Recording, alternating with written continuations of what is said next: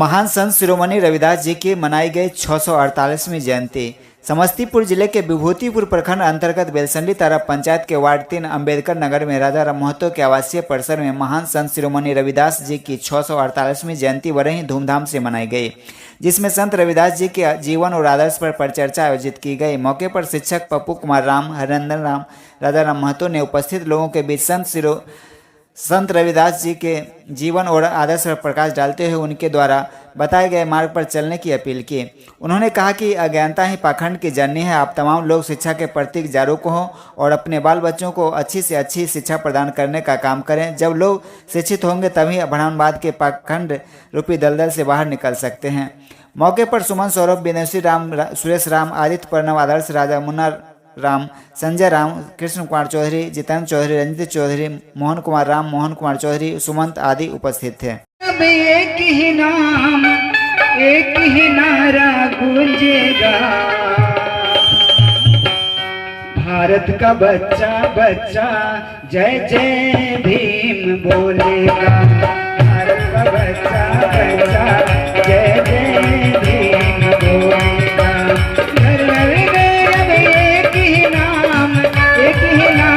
गूंजेगा, भारत का बच्चा बच्चा जय जय भीम बोलेगा, भारत का बच्चा बच्चा जय जय भीम बोलेगा।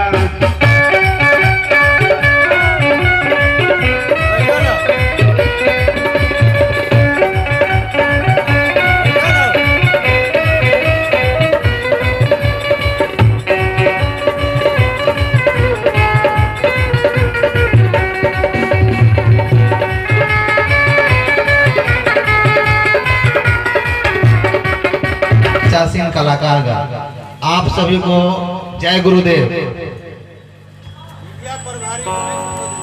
और साथ में मीडिया प्रभारी भी हैं, उनको भी बहुत बहुत शुभकामना और बहुत बहुत धन्यवाद जो इस कार्यक्रम में शरीक हो रहे हैं और जो यहाँ कार्यक्रम हो रहा है उसका रिकॉर्डिंग। साथियों, उन्होंने ऐसे समाज की परिकल्पना की है जिसमें सबको समानता का अधिकार मिले, सबको रोटी मिले, कपड़ा मिले, रोजगार मिले। तो इन पे जब हम प्रकाश डालते हैं तो हम देखते हैं इनका, क्योंकि जो बहुजन समाज में जो जन्मे हैं उनका कोई निश्चित तारीख कोई लिख के रखा हुआ नहीं है, एक अनुमानित है। क्योंकि हमारे समाज में उस समय उतना पढ़ा लिखा लोग हुआ नहीं करते थे, तो माना जा रहा है कि इनका जन्म लगभग 1398 ईस्वी के आसपास हुआ है। और ये जो इनका जो जन्म हुआ काफी संपन्न परिवार में हुआ है। ऐसा नहीं है कि बहुत ही इनकी दैनिक स्थिति खराब थी, ऐसी नहीं है। इनके पिता का नाम था संतोख दास था, जो कि पेशे से एक वह चर्मकार थे और चमड़े का कारोबार करते हैं। एक दिल्ली यूनिवर्सिटी में एक जो रविदास जी पे PhD किए हैं, उनका लेख है, एक दैया है, उनका नाम है। उन्होंने रिसर्च पेपर जो प्रस्तुत किया उसमें बताया गया कि संतोख दास का जो कारोबार है सो इस देश में ही नहीं बल्कि भारत से अन्य देश जैसे खाड़ी देशों में इनका चमड़े का कारोबार था, जिसका एक जीता जाता उदाहरण है जो हम लोग सुनते हैं कि रविदास जी महाराज जब जूता बनाते थे तो कोई व्यक्ति जिनको पैर में पाँव में जूता नहीं हुआ करता था तो जूता दान में भी दे देते थे। तो आप समझ सकते हैं कौन व्यक्ति दान में दे सकता है, जिसके पास अगर स्वयं आवश्यकता से अधिक नहीं होगा तब तक वह दूसरे को दान हुआ नहीं दे सकता है। इसीलिए ये हुआ क्या था, जो जब इनके पिता का जो फैक्ट्रियां थी, क्योंकि उस समय जो रोजगार का जो साधन था और लोगों की आधारभूत जो आवश्यकताएं होती थी ज्यादातर चमड़े से ही पूर्ति होती थी। जैसे मान लीजिए घोड़े का साज समाज बनाना है, या घर में जो आवश्यक वस्तुएं हैं जैसे रस्सी हो गया, बेल्ट है, या जूता हो गया, या उससे पहले हम लोग देखते थे बहुत सारे जो कपड़े होते थे वह चमड़े का ही लोग पहनते थे।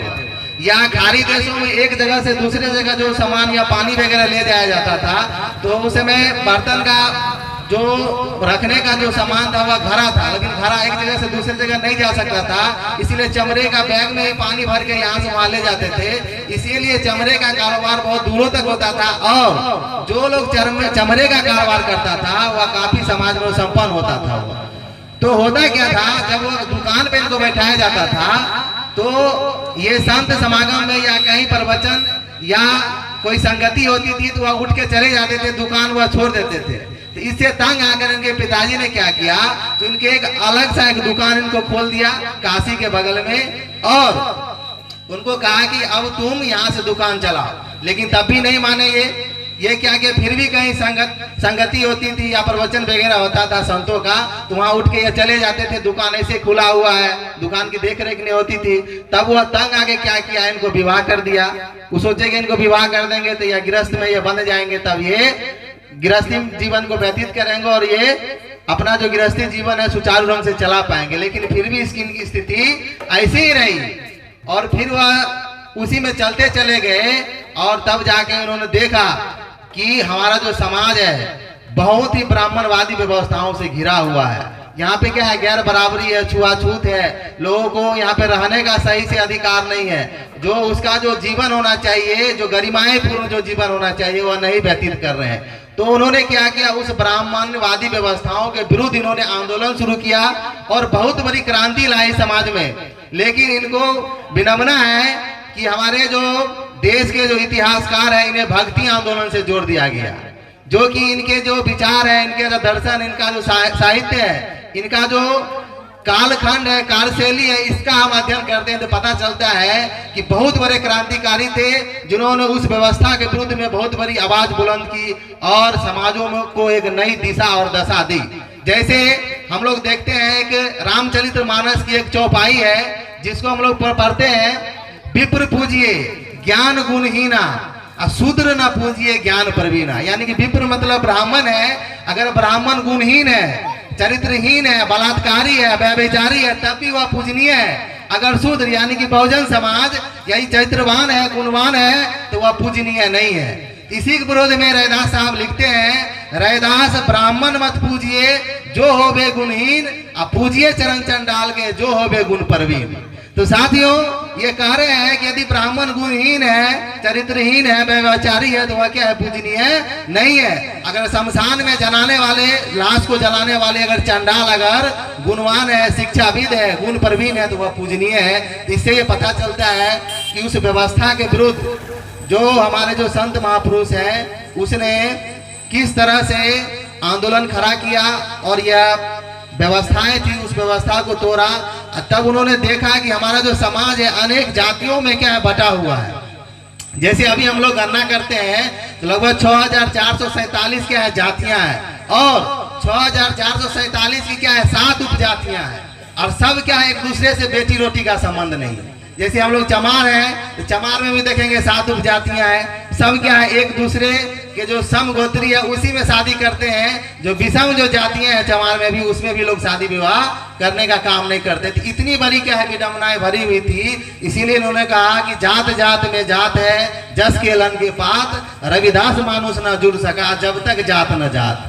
तो हम लोग देख रहे हैं ये जाति जो व्यवस्था है, ये केला का जो हम लोग वीर देखते हैं उसका परत दर परत जब हम खोलते हैं तो निकलता है। उस तरह से जाति व्यवस्था इस देश में जकड़ा हुआ है और ये व्यवस्था बनी हुई है। और आप लोगों का आश्चर्य होगा कि ये जो व्यवस्थाएं थी इनके जो मानने वाले हैं हम लोग देखते हैं सिर्फ भारत में ही नहीं है, अभी फॉरेन वगैरह में हम चले जाए, जैसे आप ऑस्ट्रेलिया में जाए, उसके बाद कनाडा में जाए, अमेरिका में चले जाए, और हम लोग देखते हैं यहाँ पे ब्रिटेन में, इन क्षेत्रों में हम जाएंगे, देशों में जाएंगे तो वहाँ देखते हैं इनके बहुत बड़े फ्लोर है जो यहाँ से लोग गए हैं और यहाँ से ज्यादा वहाँ पे मानने वाले लोग हैं। जैसे हम लोग देखते हैं पंजाब है, पंजाब का जो पंजाबी भाषा है उसका भी लिपिबद्ध गुरु रविदास साहब ने किया है। जैसे पंजाबी का जो धार्मिक ग्रंथ है गुरु ग्रंथ साहिब, उसमें भी लगभग 40 से जो अधिक श्लोक है ये रविदास साहब का ही दिया हुआ है उसमें।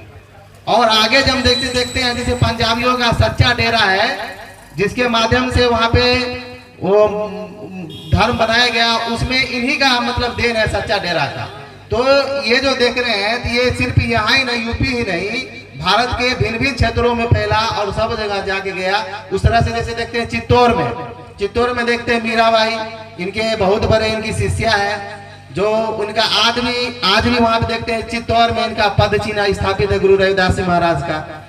तो इसी तरह से भिन्न भिन्न क्षेत्रों में फैला और हम लोग जानते हैं कि इतने बड़े जो संत हुए ये इनकी भी हत्या हुई है। आश्चर्य होगा हम लोगों को जानने के बाद। इस व्यवस्था के विरुद्ध में जब इन्होंने आवाज उठाया, इनको हम लोग देखते हैं जो षड्यंत्र के तहत इनकी हत्याएं हुई। और कब हुई? जब वो राजस्थान से जब वह बनारस के तरफ आ रहे थे, काशी के आसपास, उसी रास्ता में इसकी हत्याएं हुई।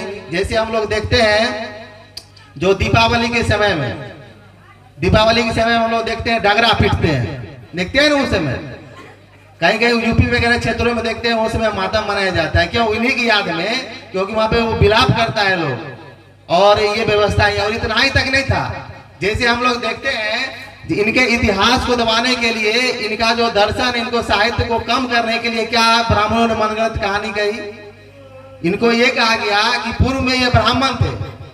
इनको कहा गया कि पूर्व में ये ब्राह्मण थे, लेकिन जब उनका जो मठ में जो ठाकुर बाबा होते हैं उनका जो भोग लगता है, तो उनको प्रसाद के लिए लोग भिक्षाटन करते हैं गांव में।